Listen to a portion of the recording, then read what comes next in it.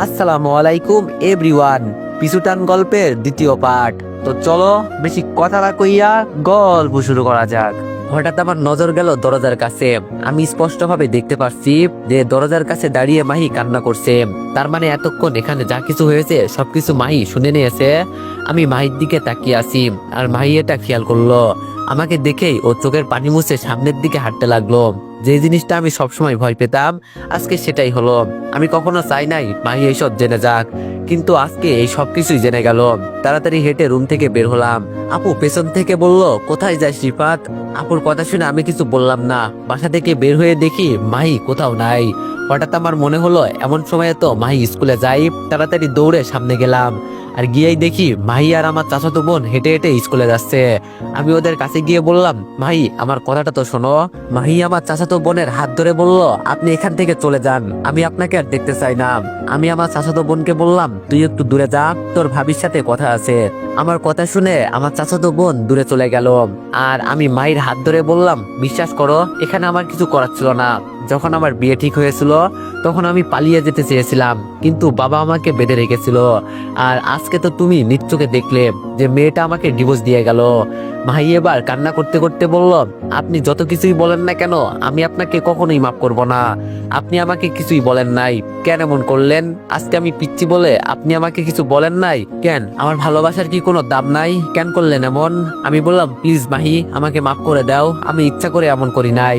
মাহি বলল, আপনি আমার হাত ছাড়েন, আপনার সাথে আমার কোনো কথা নাই, আপনি মিথ্যাবাদী। আমি বললাম, প্লিজ মাহি এভাবে বলো না, আমি বিপদে পড়ে এমন করছি। আমার চাচাতো বোন এসে আমাকে বলল, তুই এখন বাসায় যা, আর আমি তো সবকিছু জানি, আমি ওকে বুঝিয়ে বলবো।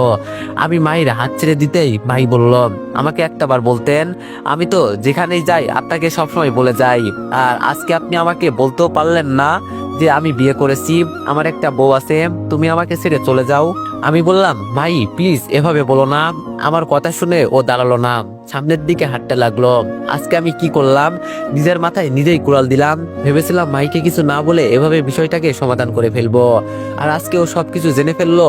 মন খারাপ করে হেঁটে হেঁটে বাসায় চলে গেলাম। বাসায় যেতেই আম্মু আমাকে দেখে বলল, কিরে বাবা কি হয়েছে? দেখে মনে হচ্ছে মন খারাপ। আমি আম্মুর কথা শুনে কিছু বললাম না, চুপচাপ হেঁটে রুমে চলে গেলাম। বিছানার উপর বসে একা একাই কান্না করছি। আজকে বাবার কারণে আমার সবকিছু হারিয়ে গেল। আমার সাথে কেন এমনটা হলো? আমি তো নিজের মতো সবকিছু গোছাতে চেয়েছিলাম, কিন্তু বাবার জন্য কিছুই পারলাম না। আপু আমার রুমে ঢুকে দেখলো যে আমি কান্না করছি। এজন্য আপু আমার পাশে বসে বলল, যা হয়েছে বাদ দে ভাই, কান্না করিস না। আমি বললাম, কেন কান্না করব না তুই বল? আমার জন্য ভাই কেন কষ্ট পাবে? ওর তো কোনো দোষ ছিল না, ও আজকে সবকিছু জেনে গেছে। আপু বলল, কি বলিস? ও এখানে আসছিল আবার কখন? আমি বললাম, শুরু থেকে এখানে ছিল। এখন আমি কি করব বল আপু? আম্মু ভিতরে ঢুকে আমার সামনে দাঁড়িয়ে বলল, দেখ বাবা, মেয়েটা যে এত কিছু করে ফেলবে এটা আমাদের ধারণার বাইরে ছিল। এদিকে তাকিয়ে বললাম, তুমি আর কোনো কথাই বলো না আম্মু। মনে করছো আমি তোমাকে চিনি না? তুমি আর বাবা মিলে সবকিছু করছো, যেটা চেয়েছিলে সেটাই তো হয়েছে। আম্মু বলল, প্লিজ বাবা এভাবে বলিস না, আর আমাকে যদি বোকা দেওয়ার ইচ্ছা হয় তো পরে দিস, এখন কিছু খেয়ে নে। আমি বললাম, না আমি এখন কিছু খাবো না, তুমি এখান থেকে চলে যাও তো। আপু বলল, দেখ ভাই রাগ করিস না, যা হয়ে গেছে তা তো হয়েই গেছে, আমি মাহির সাথে কথা বলবো, তুই কোনো চিন্তা করিস না। আম্মু সাথে বলল, এখন আমি তোরে কথা দিচ্ছি, তোর বাবা আজ যাই করুক, আমি মাহিকে এই বাসার বউ করে নিয়ে আসবো। আমি রেগে গিয়ে বললাম, দেখো আম্মু, আমার সামনে বাবার নাম নিবা না। আজকে বাবার জন্য আমি সবকিছু হারিয়ে ফেলছি, মনে করছো এই মানুষটাকে আমি মাফ করে দিব? কখনো না আম্মু। আম্মু বলল, আচ্ছা বাবা, তো যা ইচ্ছা হয় পরে করে নিস, এখন খেয়ে নে। আপু আর আম্মু মিলে আমাকে জোর করে খাইয়ে দিল। খেয়ে টেয়ে বিছানায় শুয়ে চিন্তা করছি, এখন মাহিকে কি বলে বুঝাবো যে আমি কিছুই করি নাই, আর আমি তো ইচ্ছে করে এইসব করি নাই। এইসব চিন্তা করছি, হঠাৎ দেখি ফোনের স্ক্রিনে রাফি নামটা ভেসে উঠলো। আমি ফোন রিসিভ করে বললাম, রাফি বল কি হয়েছে?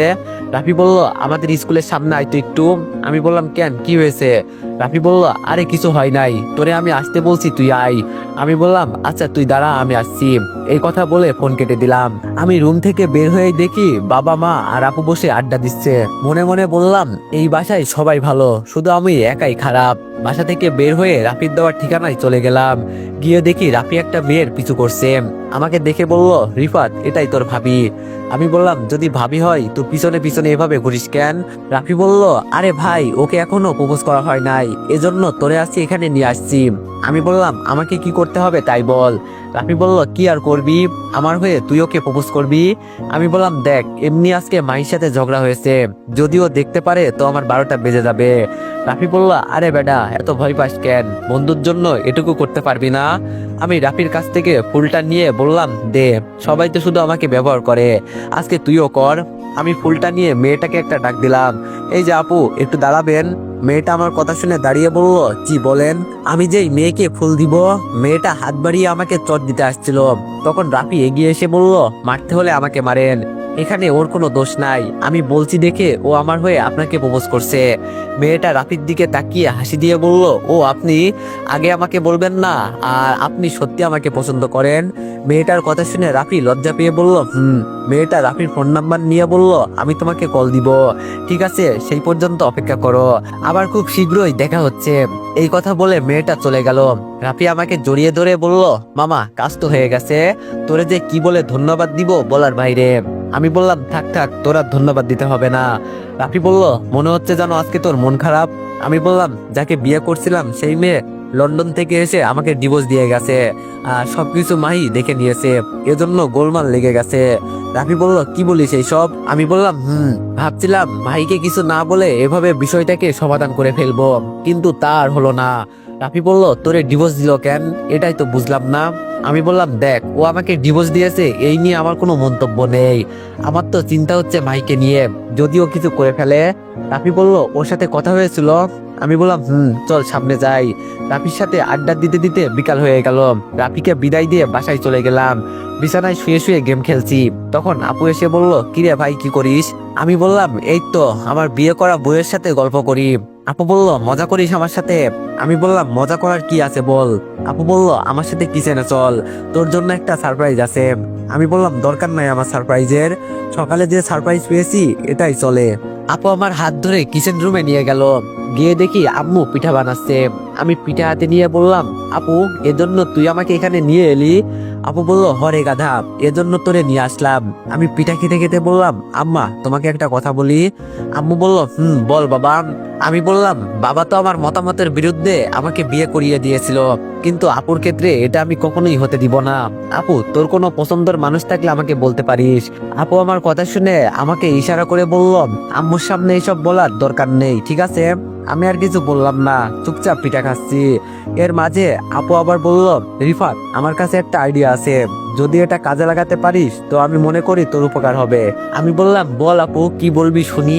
আপু বলল, তুই রাতের বেলায় মাহির রুমে যাবি, যাতে কেউ কিছু বলতে না পারে, আর পিঠা নিয়ে যাবি, তাহলে দেখবি ওর রাগ ভেঙে যাবে। আমি বললাম, আম্মু দেখো তোমার মেয়ে আমাকে মারতে চাইছে। আম্মু বলল, আরে বাবা প্রেম করিস আবার দেখা করতে পারবি না কেন, ও পিচ্ছে একটা মেয়ে, যেহেতু রাগ তো করতেই পারে, আবার দেখিস উল্টাপাল্টা কিছু করিস না। আমি বললাম, দূর যাবই না। আম্মু তুমিও আমাকে এই কথাটা বলতে পারলে? আম্মু আমার কপালে চুমু দিয়ে বলল, আমার লক্ষ্মী ছেলে, আমি এসব বলবো না তো কে বলবে, আমি তো মজা করছি। আমি বললাম, থাক থাক আপনাকে আর কিছু বলতে হবে না, আমি আপনাকে ভালো করেই চিনি। পিঠাকে রুমে চলে গেলাম। রাতের বেলায় আপু একটা ব্যাগে কিছু পিঠা দিয়ে বলল, এগুলো নিয়ে যা, আর সাহস রাখ, ভয় পেলে হবে না। আমি বললাম, আপু তুইও চল না, আমার তো একা একা যেতে ভয় লাগছে। আপু বলল, থাক ভাই তোর আর যেতে হবে না, আর ভাইয়ের সাথে কথাও বলা লাগবে না, আমি তো তোরে একটা সুযোগ করে দিচ্ছি। আমি বললাম, তাহলে কি যাবো আপু? আপু বলল, যা, কিছু হবে না। আর একটা কথা রিফাত। আমি বললাম, বল। আপু বলল, যদি থাকতে চাস তো থাকতে পারিস, তবে ও কিন্তু পিচ্ছে একটা মেয়ে, আবার উল্টাপাল্টা কিছু করিস না। আমি বললাম, তুইও আম্মুর মতো শুরু করলি? আপু বলল, সময় নষ্ট করে লাভ নেই, এখন তাড়াতাড়ি যা। আর আমি আর কিছু বললাম না, বাসা থেকে বের হয়ে মাহির বাসার উদ্দেশ্যে যেতে লাগলাম। যদি মাহির পরিবারের কেউ আমাকে দেখতে পারে তো আমার 12টা বেজে যাবে। আমাদের বাসা থেকে মাহির বাসা বেশি একটা দূরে না, অল্প সময়ের ভিতরে ওর বাসার সামনে চলে গেলাম। মাহির বাসায় তো আসছি, কিন্তু এখন ভিতরে যাব কিভাবে? আমি মাহির রুমের জানালার কাছে গেলাম, গিয়ে দেখি মাহি ভিতরের টেবিলে বসে পড়ছে, জানালা খোলা আছে, এজন্য ভিতরে যেতে অসুবিধা হলো না আর। আমি ভিতরে গিয়ে একটা চেয়ার টেনে মাহির পাশে গিয়ে বসলাম। মাহি তো আমাকে দেখে চোখ বড় বড় করে দিল, আমার দিকে এক দৃষ্টিতে তাকিয়ে আছে। আমি ওকে বললাম, কি হলো জানেমান, কেমন সারপ্রাইজ দিলাম? মাহি আস্তে করে বলল, তুমি এখানে কি করো? আমি মায়ের হাত ধরে বললাম, কি করি মানে? আমার সাথে রাগ করে তুমি চলে গেছো, এজন্য ভাবলাম মহারানীর রাগ কমিয়ে আসি। মাহি বলল, আমার রাগটা কিছুই নাই, প্লিজ তুমি এখন এখান থেকে চলে যাও। আম্মু জানতে পারলে আমাকে মেরে একেবারে শেষ করে দিবে। আমি মাইকে টান দিয়ে আমার কোলের উপর বসিয়ে বললাম, এখানে আসছি আমি তোমার জন্য, আর তুমি ভয় পাচ্ছ কেন? মাহি লজ্জা পেয়ে বলল, এই কি করছো, ছাড়ো বলছি, আমার কিন্তু ভালো লাগছে না একদম। আমি বললাম, কেন বেবি, তোমার ভালো লাগছে না? মাহি বলল, লক্ষ্মীটি ছেড়ে দাও, আম্মু জানতে পারলে। আমি এবার মাইকে ছেড়ে দিয়ে বললাম, যাও, আমি চলে যাব। রাতে কখনো ভয়ে কথাই বের হয় নাই, ভাবলাম তুমি রাগ করছো, এই জন্য পিঠা নিয়ে আসলাম তোমার জন্য। আর তুমি? মাহি এবার আমাকে জড়িয়ে ধরে বলল, আগে বলবা তো। আচ্ছা বসো এখানে, আমি পিঠা খাই। মাহি পিঠা খাচ্ছে আর আমি তাকিয়ে আছি। আমি তাকিয়ে আছি দেখে মাহি বলল, এইভাবে তাকিয়ে দেখবা না, আমার লজ্জা করে। আমি বললাম, এত লজ্জা তোমার? আচ্ছা, আমার উপর থেকে রাগ কমছে তোমার? মাহি বলল, তুমি আমাকে না বলে একটা বিয়ে করে নিলে। যখন আমাকে কেউ জিজ্ঞেস করবে তো জামাই নাকি আগে একটা বিয়ে করেছিল, তখন আমি কি বলবো? আমি বললাম, বলছি তো আমার ভুল হয়ে গেছে, এখন তুমি বলো, আমি কি মরে যাব? আমি মরে গেলে তুমি খুশি হবে তো? মাহি বলল, দিব একটা মাথায়, আমি তোমাকে এই কথা বলছি। আচ্ছা ওকে তো তুমি আবার। আমি বললাম, আরে কি ওকে? বাবার জোরাজোরিতে এই মেয়েকে আমি বিয়ে করেছিলাম, তাও আবার ভিডিও কলে। আর সকালে এই মেয়ে লন্ডন থেকে এসে ডিভোর্স দিয়ে গেল। কি থেকে যে কি হয়ে গেল নিজেও জানি না। ভাই বলল, আচ্ছা ঠিক আছে, এইবারের মতো মাফ করলাম। আমি বললাম, ধন্যবাদ ম্যাডাম। এই কথা বলে আমি উঠে মাহির বিছানায় শুয়ে গেলাম। মাহি আমাকে দেখে বলল, কি ব্যাপার, এভাবে শুয়ে গেলেন কেন? বাসায় যাবেন না? আমি বললাম, না, আজকে আর কোথাও যাব না, আপুকে বলে আসছি যে আজকে এখানে থাকবো। মাহি বলল, এই এই আপনি কি বলেন, পাগল হলেন নাকি? আমি বিছানা থেকে উঠে মাইকে কোলে করে আমার পাশে নিয়ে আসলাম। ওকে জড়িয়ে ধরে বললাম, লাইট বন্ধ করে দাও। ভাই কান্নার ভাব করে বলল, আজকে আমি শেষ, আম্মু জানতে পারলে আমাকে মেরে ফেলবে, প্লিজ যান না। আমি বললাম, আরে বেবি, আমি আজকে এখানে থাকবো, আর বিশেষ করে তুমি আমার গার্লফ্রেন্ড, আমার কাছে তুমি সবসময় নিরাপদ। বিয়ের আগে আমি তোমার সাথে কিছুই করব না, বিশ্বাস করো। আজকে শুধু জড়িয়ে ধরে একটু ঘুমাবো প্লিজ। মাহি বলল, আম্মু জানতে পারলে আমাকে মারবে যে। আমি বললাম, কিছুই হবে না মোনা, কেউ জানবে না। এই কথা বলে আমি লাইট বন্ধ করে দিলাম আর মাহিকে জড়িয়ে ধরে বললাম, গার্লফ্রেন্ডকে জড়িয়ে ধরার ঘুমানোর মজাই আলাদা। মাহি বলল, এই আপনি আস্তে কথা বলেন, কেউ শুনতে পারলে আপনিও শেষ, আমিও শেষ। আমি বললাম, কি আর হবে, বেশি হলে তোমার সাথে আমাকে বিয়ে দিয়ে দিবে। মাহি বলল, একটা বিয়ে করে আসছে আমাকে আবার বিয়ে করতে। হঠাৎ করে ভাই থেকে মাহির আম্মু বলল, কিরে মা, এত সকাল সকাল লাইট বন্ধ করে দিলি যে? মাহি ভয় পেয়ে বলল, আম্মু আসলে আজকে খুব ঘুম পেয়েছে, এজন্য ঘুমিয়ে যাব, যাও তো, বিরক্ত করো না। মাহির আম্মুর আর কোনো আওয়াজ শুনি নাই, হয়তো চলে গেছে। মাহি আমার বুকের উপর শুয়ে বলল, যদি আজকে আম্মু দেখে নিত তাহলে কি হতো? আমি বললাম, কি আর হতো, তোমার আমার বাসর হতো। মাহি বলল, ধুর, এসব কথা বলবেন না, ঘুমান তো, আমি আপনার মাথায় হাত বুলিয়ে দিচ্ছি। মাহি মাথায় হাত বুলিয়ে দিচ্ছে আর আমি ঘুমিয়ে গেলাম। হঠাৎ ঘুম ভাঙলো ফজরের আজানের শব্দে।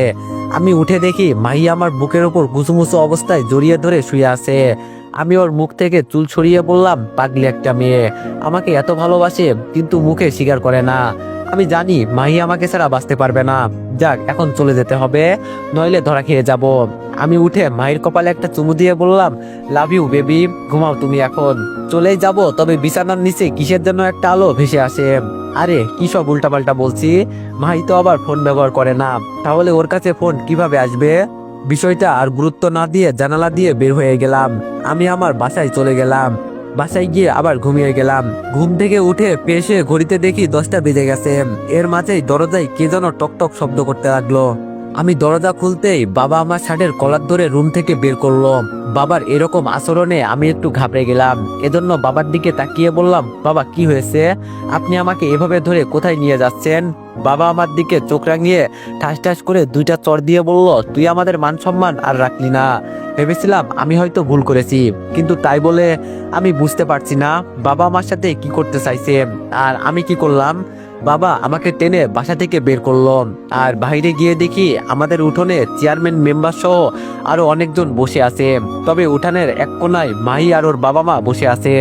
আমি বুঝতে পারছি না এখানে কি হচ্ছে আর আমাকে এখানে কেন বা ধরে নিয়ে আসলো, আমার অপরাধী বা কি? আমি আপুর দিকে ইশারা করে বললাম, আপু আমি কি এমন করেছি যার কারণে বাবা আমাকে ধরে এখানে নিয়ে আসলো? আপু শুধু ইশারা করে বলল, যা করেছে তোর গার্লফ্রেন্ড মাহি। বাবা আমাকে ধরে সবার মাঝে বসিয়ে দিল আমি সবার সামনে বললাম, বাবা আমার অপরাধ কি, আমি কি এমন করেছি যার কারণে আপনি আমাকে এভাবে ধরে নিয়ে আসলেন।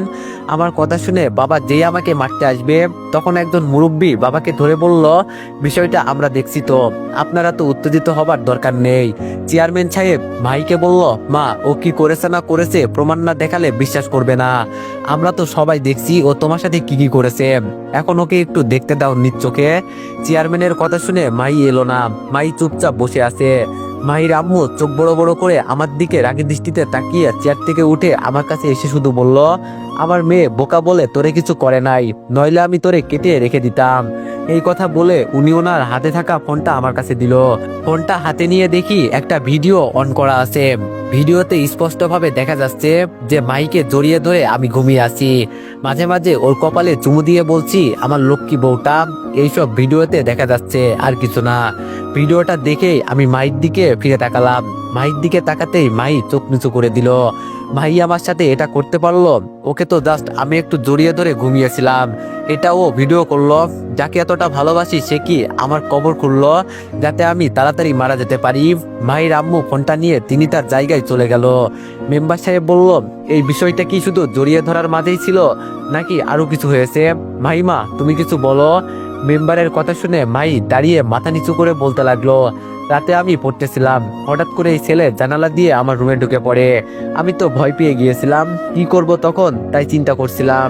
কিন্তু এই ছেলে বলে, আমি তোমার সাথে এখানে কিছু করতে আসি নাই, আমি তোমাকে ভালোবাসি, এজন্য শুধু তোমাকে জড়িয়ে ধরে একটা রাত ঘুমাবো, আর কিছু না। আর যদি আমার কথা না শোনো তাহলে মনে মনে তুমি যেটা অনুমান করলে যে আমি এখানে তোমার সাথে কি করতে এসেছি, পরে সেটাই করব। আর যদি কোনো কারণে সন্তান হয় তাহলে বাবার পরিচয় দিতে পারবে না। আমি ভয় পেয়ে গিয়েছিলাম, অন্তত সম্মান যদি বাঁচে তাহলে নয় ওর সাথে থাকলাম, কিন্তু ও শুধু আমাকে জড়িয়ে ধরেই ঘুমিয়েছিল, অন্য কিছু না। এই কথা বলে মাহি বসে গেল। আমার চোখ দিয়ে টপ টপ করে পানি পড়ছে। যাকে আমি এতটা ভালোবাসি সে আজকে এই কথা বলতে পারলো। আমি ভাবতাম ও হয়তো রাগের কারণে আমার সাথে কথা বলা বন্ধ করে দিবে, কিন্তু এমন কিছু যে করবে এটা আমার ধারণার বাইরে। আমার আজকে এতটা যে কষ্ট লাগছে বলার বাইরে। মেম্বার সাহেব আমাকে আবার বলল, অপরাধ করে কান্না করলে কি হবে? আর তুমি কি এই মেয়েকে আগে থেকে চিনতে? মাহির সাথে আমার ফোনে অনেক পিক আছে, ইচ্ছে করলে আমি সেগুলো দেখাতে পারি, কিন্তু মাহি আমার সাথে কেন এমন করলো? আমার অপরাধ কি ছিল? আজকে তো আমি কোনো অপরাধ করি নাই, এরপরও কেন? মেম্বার সাহেবের প্রশ্নের উত্তরে আমি শুধু বললাম, এই মেয়ে যেই কথাগুলো বললো সবকিছুই সত্যি কথা। আজকে ও যদি বলতো ওর জন্য আমি 1000টা খুন করছি, তাহলেও মনে করবেন সেটাও আমি করছি।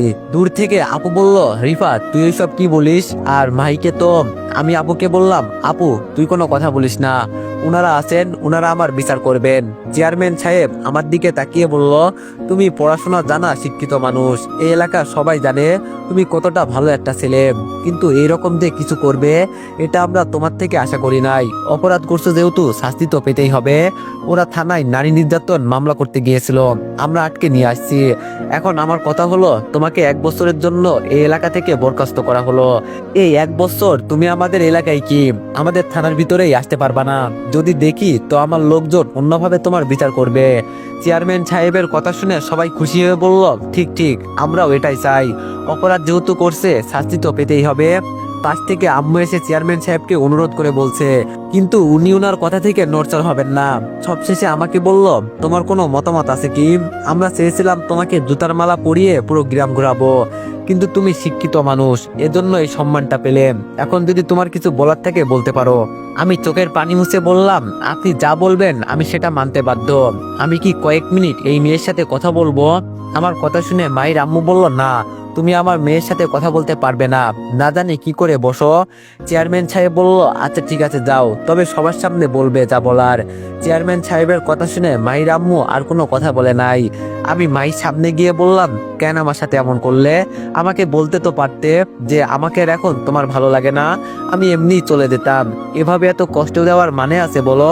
আমি যখন তোমার বাসা ছেড়ে চলে আসবো তখন ফোনের আলো দেখছিলাম, কিন্তু আমি এটা ধরে নিয়েছিলাম যে তোমার তো ফোন নাই। কিন্তু আজকে দিন শেষে তুমি অপমান করে দিলে যে ভালোবাসা বেইমানি করে। আমি তোমার কাছে বেশি কিছু কি চেয়েছিলাম? শুধু তোমার হাতটা একটু ধরতে চেয়েছিলাম। কেন এমন করলে মাহি, কেন? মাহি আমার কথা শুনে মাথা নিচু করে আছে, কোনো কথাই বলছে না। আমি এবার চোখের পানি মুছে বললাম, ইচ্ছে করলে আমি প্রমাণ করতে পারি যে তুমি আমার গার্লফ্রেন্ড, কিন্তু এটা করব না। আমি সবসময় চাই তুমি সুখে থাকো, তবে মনকে এটা বোঝাতে পারছি না আমার অপরাধ কোথায়। খুব কান্না করতে ইচ্ছে করছে মাহি, কিন্তু বোঝার মতো কেউ নেই। নিজের কষ্ট নিজের ভিতরেই চেপে রাখি। ভাবছিলাম তোমাকে বিয়ে করে নতুন সংসার করব, তা আর হলো না। একদিন বুঝবে মাহি আমি কি ছিলাম, কিন্তু সেই দিন আর আমাকে পাবে না। ঠিক আছে, তুমি যদি সুখে থাকো আমি না হয় সরে গেলাম। ভালো থাকতে পারবে তো দিন শেষে? ভাই কোনো কথাই বলছে না। বুঝলাম ও সত্যি সত্যি এখন আমাকে মন থেকে চায় না। আজকে আমি কান্না করতে চাইছি না, কিন্তু বারবার চোখ থেকে পানি পড়ছে। ভাইকে আর কি বলবো, আমি জানি ও ইচ্ছে করে এমন কিছু করেছে, তবে মনকে এটাই বুঝাতে পারছি না যে যাকে এত আকাশ পরিমাণ ভালোবাসি সে কেন বেইমানি করলো। চিৎকার করে আজকে কান্না করতে ইচ্ছা করছে। মায়ের সামনে আর দাঁড়ালাম না, আপুর সামনে গিয়ে বললাম, আমার কাগজের ফাইলটা একটু এনে দিবি। আপু আমাকে জড়িয়ে ধরে বলল, কেন এমন করলো, কি অপরাধ ছিল তোর? তুই তোর ফোনের পিকগুলো দেখা যে ও তোর গার্লফ্রেন্ড। তো এভরিওয়ান, নেক্সট পার্টের জন্য সবাই একটু অপেক্ষা করো। আর গল্পটি যদি ভালো হয়ে থাকে তাহলে সবাই একটু বেশি বেশি লাইক আর কমেন্ট করে দিও। ধন্যবাদ।